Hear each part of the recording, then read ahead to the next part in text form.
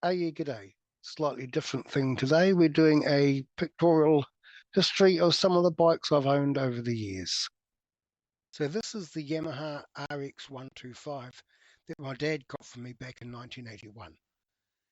It bore the brunt of my early learning days. I dropped it twice, drove it into the back of a car.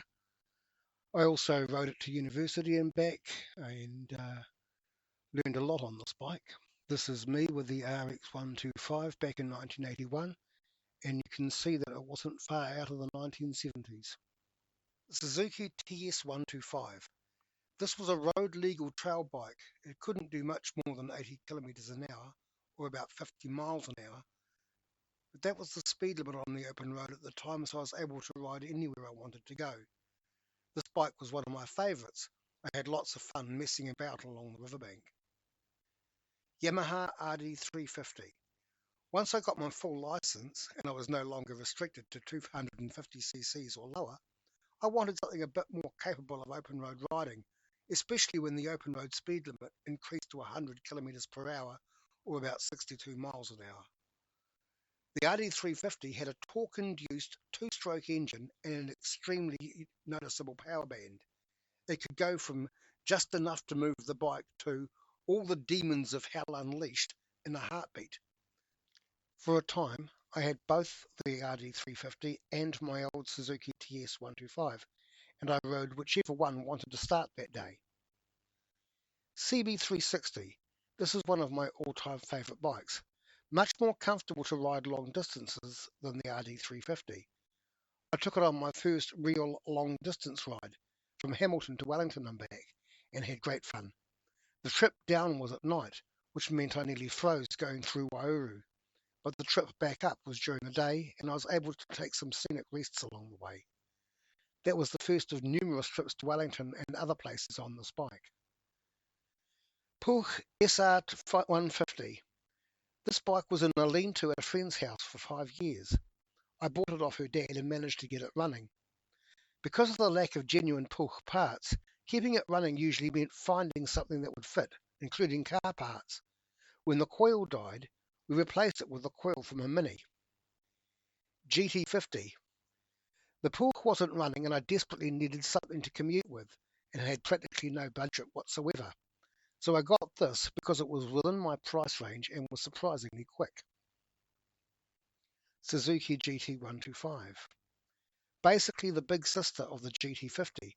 The only existing picture I have of this is one with me on the Puch, where you can just see the back end of the GT125 to the right. Sundup Bella 154. When I got this, there was a car battery sitting on an old beer crate wedged in the footwell, and it had the switch assemblies from a car roughly bolted in to control the indicators and lights. I replaced that mess with a couple of 6-volt bike batteries and some second-hand motorcycle switch units and rode it in this state for a number of years. A friend of mine then loaned me her motorcycle and the use of her garage, so I was able to embark on a proper repair job. I stripped the bike down, got it sandblasted and painted, and then managed to get it put back together and running. 2 days later, the bike was loaded up to ride to Whangarei with my first wife. The bike's top speed was 40 miles per hour, or about 60 kilometres an hour, so we planned to ride to Auckland, spend the night at a friend's, and then continue on to Whangarei the next day. The trip went well with only minor hiccups, like the spark plug constantly getting fouled because some bloody idiot didn't clean out the tank properly after getting it sandblasted and painted. This is me and my first wife back in Hamilton after the ride. Honda CB550F. The only photo I have of this bike is this one, courtesy of my friend Axel from Germany. I rode this bike down to Porirua to meet up with Axel on one of his bicycle tours of New Zealand. Suzuki LS400. They call this the Savage, but the only thing savage about it is what it did to my tailbone on long trips. The trip from Hamilton to Palmerston North and back was agony. Its big sister, the LS650, is classified as a learner-approved motorcycle, and the 400 routinely gets pasted by 250s. Here was me and my second wife, who was pregnant with our second child, after we returned from one of the Ulysses Club toy runs. The annual Child Cancer Toy Run, organised by the Ulysses Motorcycle Club, is a charity ride from Cambridge in the Waikato to Hamilton, also in the Waikato. It's to raise money for child cancer research. Bikers bring toys and join in the ride. The toys are donated and proceeds from the purchase of the badges goes to child cancer charities.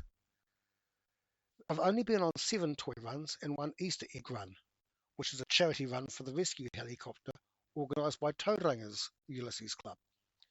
2003 Yamaha XT225. After the LS 400, I wanted something I could ride comfortably, and it occurred to me that the 2 bikes I most missed were the Suzuki TS125 trail bike and the lightweight and comfortable Honda CB360 touring bike. I wanted something like the TS125, but capable of a 100 km/h open road speed limit. So, in 2006, I bought a 3-year-old XT225 that only needed new tyres and licence plates to make it road legal. Even with the cost of those, it was within budget. It had altogether too much white on it for my liking, so I started painting bits of it black. On Friday, the 1st of September 2006, I took it on my first ever cold Kiwi motorcycle rally. It handled the steep hill near Rorimu far better than the LS 400 did. The Cold Kiwi Motorcycle Rally is organised by the Ruapehu Motorcycle Club every year on Father's Day weekend, the first Sunday in September. It's 2 nights of camping, Friday and Saturday, near Mount Ruapehu. They have live bands in the evenings and various competitions during the day on Saturday. I attended 5 Cold Kiwis from 2006 to 2010, and I've just recently attended the 2024 rally. Here's me with the XT in Cambridge at the 2007 Child Cancer Toy Run.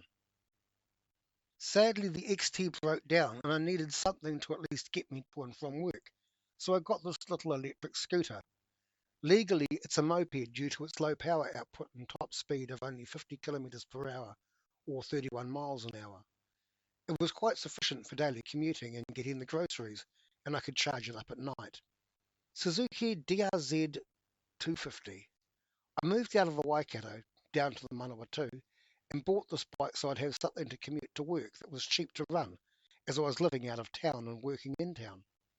Sadly, I didn't have it for long because it got stolen. 2022 Suzuki GSX 250R, the Gixxer. And now my current bike, purchased brand new in 2022. It's only the second brand new bike I've ever had. Not only is it my regular daily transport, I've equipped it out for touring and motorbike camping. And that's all. See you next time. Have a good one.